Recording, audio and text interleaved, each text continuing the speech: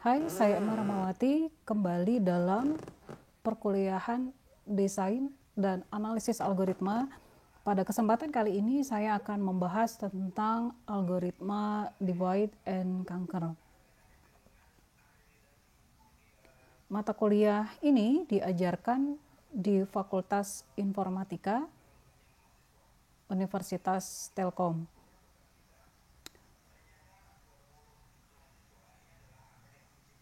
Baik, materi algoritma divide and conquer ini terdiri atas 3 bahasan yang akan saya bahas pada video ini. Yang pertama, prinsip umum yang dimiliki oleh strategi algoritma divide and conquer.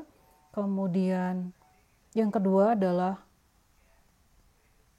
format recurrence umum yang ada pada divide and conquer. Kemudian yang ketiga, contoh implementasi algoritma divide and conquer pada 3 algoritma populer, pada 3 persoalan populer, yaitu binary search, pencarian biner, merge sort atau pengurutan gabung, dan quick sort atau pengurutan cepat. Kita masuk pada bagian pertama. Prinsip umum yang ada pada divide and conquer ini ada 3. Namun perlu diketahui yang menjadi highlight di sini bahwa divide and conquer ini untuk diketahui merupakan strategi perancangan algoritma yang paling populer. Nah, cukup sederhana algoritma divide and conquer ini dalam menerapkannya untuk menyelesaikan persoalan. Hanya terdiri atas 3 tahapan. Yang pertama yaitu divide, kemudian kedua adalah conquer, kemudian yang ketiga adalah combine. Nah, apa yang dilakukan pada divide? Divide ini adalah membagi persoalan menjadi 2 atau lebih sub persoalan yang lebih kecil. Seperti bisa terlihat pada gambar ilustrasi. Jadi saya punya persoalan berukuran N pada tahapan divide. Pada strategi algoritma divide and conquer, saya harus membaginya menjadi sejumlah sub persoalan. Pada contoh ini saya berikan 2 sub persoalan, yaitu sub persoalan 1 dan sub persoalan 2 yang masing-masing berukuran N/2. Kemudian pada tahapan kedua pada divide and conquer algorithm yaitu conquer. Yang dilakukan adalah menyelesaikan sub persoalan secara rekursif. Nah, seperti ini contohnya. Jadi, untuk setiap sub persoalan saya akan mencari solusinya seperti ini. Nah, di tahap ketiga pada strategi divide and conquer yaitu combine. Yang dilakukan adalah menggabungkan solusi yang dihasilkan pada setiap sub persoalan untuk membentuk solusi pada persoalan semula. Nah, seperti ini ilustrasinya. Jadi solusi-solusi yang sudah kita dapatkan untuk setiap sub persoalan kita gabungkan. Baik, berikut adalah contoh penerapan sederhana dari divide and conquer ini untuk persoalan penjumlahan bilangan sebanyak N. Misal kita memiliki bilangan A0, A1, dan seterusnya sampai A-1. Jika N atau jumlah bilangan yang akan kita jumlahkan lebih dari 1, maka sesuai dengan prinsip pada divide and conquer, kita akan membagi persoalan ke dalam 2 persoalan yang sama. Jadi kita kelompokkan sejumlah bilangan yang kita punya menjadi 2 kelompok. Kelompok 1 terdiri dari bilangan A, A0 sampai A N/2 dikurangi 1, sedangkan kelompok sub persoalan yang kedua terdiri dari sisa bilangan. Nah, jika kita menyelesaikan persoalan persoalan penjumlahan bilangan ini menggunakan divide and conquer, kita harus membagi ke dalam 2 sub persoalan seperti ini. Contohnya ya, saya hanya membagi ke dalam 2. Kemudian untuk masing-masing sub persoalan saya akan selesaikan, saya jumlahkan, saya punya jumlah dari sini, dan saya juga punya hasil penjumlahan dari sub persoalannya ini, kemudian baru saya gabungkan. Namun ternyata menurut Neapolitan pada bukunya Foundation of Algorithm, dia menyatakan bahwa untuk persoalan penjumlahan bilangan sebanyak n, divide and conquer bukanlah merupakan cara yang efisien dibandingkan dengan teknik brute force. Nah, seperti apa cara brute force untuk menyelesaikan persoalan penjumlahan bilangan sebanyak n ini? Coba kita perhatikan dulu sebentar.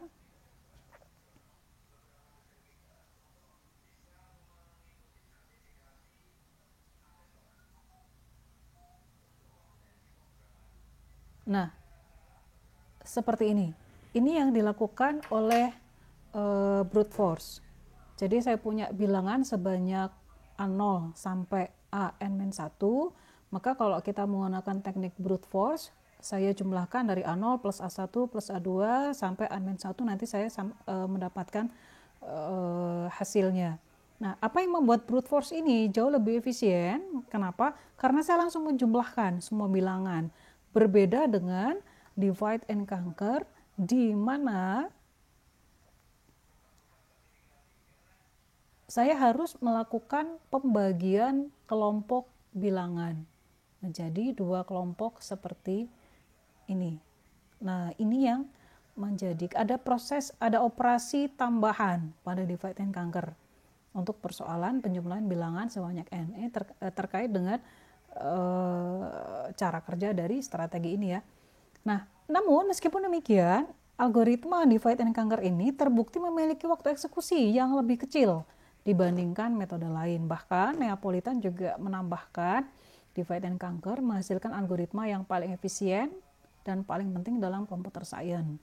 Seperti halnya nanti akan kita lihat pada persoalan binary search, merge sort, dan quick sort. Nah, yang perlu kita perhatikan dari persoalan penjumlahan bilangan sebanyak n ini, persoalan sederhana, kita dapat melakukan generalisasi sebagai berikut. Jika suatu persoalan berukuran n, kita bagi ke dalam sejumlah sub persoalan, jumlah sub persoalannya disimbolkan dengan A, di mana masing-masing sub persoalan berukuran n dibagi B dengan asumsi B lebih dari 1. Nah, kita asumsikan bahwa n adalah hasil perpangkatan terhadap B, maka kita akan mendapatkan recurrence umum. Bentuk recurrence umum dari divide and conquer ini mengikuti seperti formula yang saya tuliskan di slide, yaitu Tn sama dengan A kali T n dibagi B ditambah dengan Fn. T n dibagi B adalah kompleksitas waktu untuk sub persoalan, A adalah jumlah sub persoalan, Fn adalah fungsi untuk menghitung waktu yang dibutuhkan untuk membagi persoalan ke dalam sub persoalan. Ingat, divide and conquer, pertama-tama dia akan membagi persoalan ke dalam setiap sub persoalan, maka kita membutuhkan ada waktu yang harus dihitung di situ. Kemudian kita juga harus menggabungkan solusi untuk dari setiap sub persoalan. Nah, ini operasi yang dihitung dari Fn. Nah, bentuk seperti ini mengingatkan kita pada teorema master yang sudah kita pelajari pada kompleksitas waktu asimptotik untuk rekursif, untuk algoritma rekursif. Bentuknya seperti ini, mirip ya. Nah, misalkan di sini Fn adalah elemen dari theta n pangkat D. D ini apa? D ini adalah derajat polinomial dari Fn. Fn ini kan fungsi polinomial. D adalah derajat n pada fungsi polinomial tersebut. Kita asumsikan D-nya lebih dari sama dengan 0. Maka bentuk Tn akan mengikuti salah satu dari ketiga bentuk theta n ini. Kompleksitas waktu asimptotiknya akan berada di salah satu bentuk seperti ini, bergantung pada kondisi hubungan antara A, B, dan D. Jika A kurang dari B pangkat D, maka theta N pangkat D. Jika A sama dengan B pangkat D, maka tetanya adalah N pangkat D kali log N. Jika A lebih dari B pangkat D, maka bentuk tetanya adalah theta N log BA. Saya berikan contoh di sini, contoh sederhana untuk persoalan penjumlahan bilangan kita yang tadi ya. Misal inputnya itu N adalah 2 pangkat K. Maka AN-nya atau kompleksitas waktu untuk persoalan penjumlahan atau addition ini adalah, kalau kita ikuti rumus dari ini, A, T, N per B ditambah Fn. Misal A-nya adalah 2, B-nya adalah 2, D-nya sama dengan 0, maka hubungan antara A, B, dan D ini adalah A lebih dari B pangkat D. Kok bisa ya? Nah, di sini A adalah 2, B adalah 2, D adalah 0. 2 pangkat 0 ini kan 1. Antara 2 dan 1, maka pasti dia lebih besar dari sini. Nah, kalau ini berarti kita akan di sini ya, memenuhi yang ini. Maka theta untuk persoalan penjumlahan bilangan akan memenuhi rumus ini nih. Nah, maka AN akan memenuhi theta N log BA. B adalah 2, A-nya adalah 2, log 2, basis 2 adalah 1, maka N pangkat 1 sama dengan N. Seperti ini. Dan memang untuk persoalan penjumlahan bilangan, kompleksitas waktunya akan bertambah seiring dengan bertambahnya jumlah bilangan yang akan dijumlahkan. Mungkin di antara kalian ada yang bertanya, saya tadi lupa untuk menjelaskan B ini apa. B ini adalah 2 di sini. A ini kok bisa 2 dari mana? Karena saya membagi persoalan ini ke dalam 2 sub persoalan. Seperti itu ya. Baik, itu bahasan kita untuk bagian pertama, introduction atau pengenalan terhadap divide and conquer. Pada video berikutnya saya akan membahas tentang binary search.